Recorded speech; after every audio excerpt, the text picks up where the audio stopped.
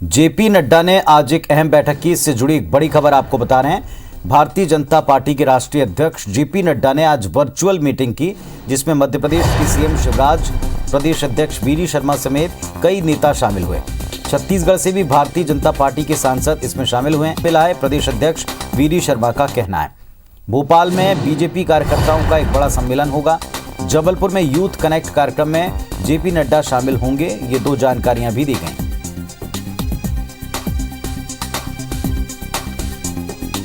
तो CM Shivraj, VD Sharma समेत भाजपा के दिग्गज नेता शामिल हुए। हालांकि इसको एक रूटीन बैठक बताया गया। भारतीय जनता पार्टी के राष्ट्रीय अध्यक्ष जेपी नड्डा ने ये बैठक ली थी, जिसमें पार्टी के वरिष्ठ नेताओं को बूथ विस्तारक कार्यक्रम समेत अन्य मसलों पर निर्देश मिला है। प्रदेश अध्यक्ष वीडी शर्मा ने कहा कि मध्य प्रदेश में आने वाले वक्त में जो आयोजन होने, इसमें जेपी नड्डा शामिल होने जबलपुर और भोपाल पहुंचेंगे। बीजेपी के राष्ट्रीय अध्यक्ष की इस मीटिंग को चुनाव की तैयारी के लिहाज से काफी अहम बताया जा रहा है। छत्तीसगढ़ से भी भारतीय जनता पार्टी के सांसद इस मीटिंग में शामिल हुए हैं।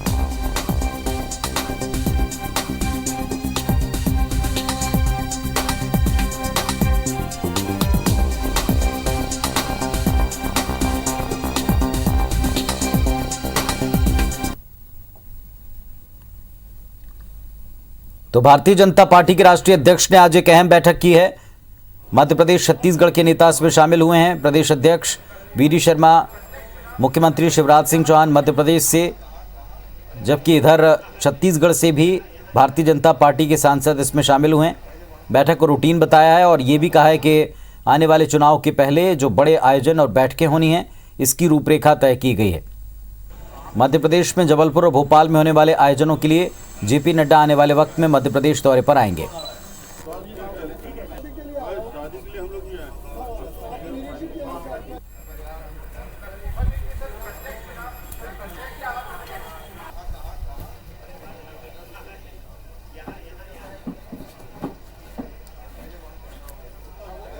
और इस वक्त हमारे दो सहयोगी हमारे साथ में जुड़ रहे हैं, सीधे उनका रुख करते हैं। भोपाल से नवीन सिंह और सौरभ परियार रायपुर से जुड़े हुए हैं। पहले नवीन के पास चलते हैं। नवीन, मीटिंग में शामिल हुए हैं तमाम नेता। हालांकि इसे रूटीन बताया गया, लेकिन क्या मायने इसके?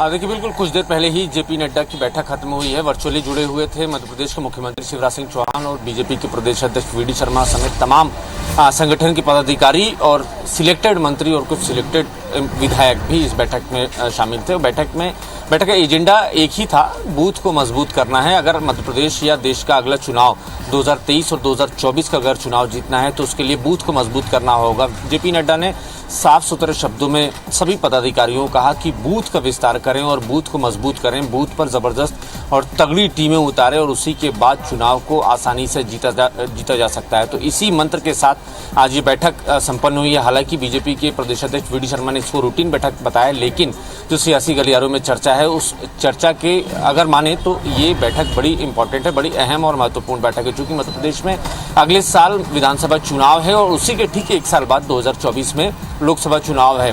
बीजेपी की राष्ट्रीय बॉडी बार बार ये कह भी चुकी है बीजेपी के प्रदेश इकाई से कम ऐसी जो कमजोर विधानसभा सीटें हैं, जो लगभग 100 के आसपास जो कमजोर विधानसभा सीटें हैं, उस पर अभी से काम शुरू कर दें और उन खासकर उन सीटों के जो बूथ हैं उनको मजबूत करने के लिए काम और प्रयास शुरू कर दें। मध्य प्रदेश से कई सारे ऐसे बूथ चिन्हित किए गए हैं जो पहले से कमजोर बताए जा रहे हैं बीजेपी के लिहाज से, तो उनको मजबूत करने का एक बड़ा टास्क बीजेपी के प्रदेश पदाधिकारियों को मिला है। साथ ही साथ जिस विधानसभा में पार्टी कमजोर रही है पिछले 2, 3, 4 चुनावों में, तो उन विधानसभाओं में खास तवज्जो देने का भी एक मंत्र दिया है। कई बड़े नेताओं को जिम्मेदारी देने की भी बात कही गई है कि ऐसी जो कमजोर विधानसभा सीटें हैं जहां पार्टी का परफॉर्मेंस बहुत अच्छा नहीं होता है, तो वहां बड़े और सीनियर नेताओं को उतारा जाए। साल 1.5 साल पहले ही उनको जिम्मेदारी दे दी जाए ताकि वहां का बूथ भी मजबूत हो सके और वहां का जो मैनेजमेंट है उस सीट का, वो भी अभी से हो सके। जातीय जो रणनीति है, सामाजिक क्या वहाँ पे इक्वेशंस बन रहे हैं, तो इन तमाम जो बिंदु हैं उन सारे बिंदुओं पर एक बड़ा जिम्मेदार अगर पदाधिकारी वहाँ होगा तो कम से कम इन सारी बिंदुओं पर एक रिपोर्ट मुकम्मल तैयार करके मध्य प्रदेश में भारतीय जनता पार्टी या केंद्रीय बॉडी को देगा, जिस पर पार्टी के सीनियर लीडरशिप आगे काम कर सकती है। तो कुल मिलाकर बीजेपी के लिहाज से, और चूंकि मध्य प्रदेश में पंचायत और नगर निकाय चुनाव भी हैं, अगले साल विधानसभा चुनाव है, तो इस लिहाज से भी बड़ी महत्वपूर्ण बैठक मानी जा रही है। सौरभ, यहाँ से कौन कौन से नेता भारतीय जनता पार्टी के शामिल हुए हैं? यहाँ के लिए भी कमोबेश इसी तरह के निर्देश मिले होंगे।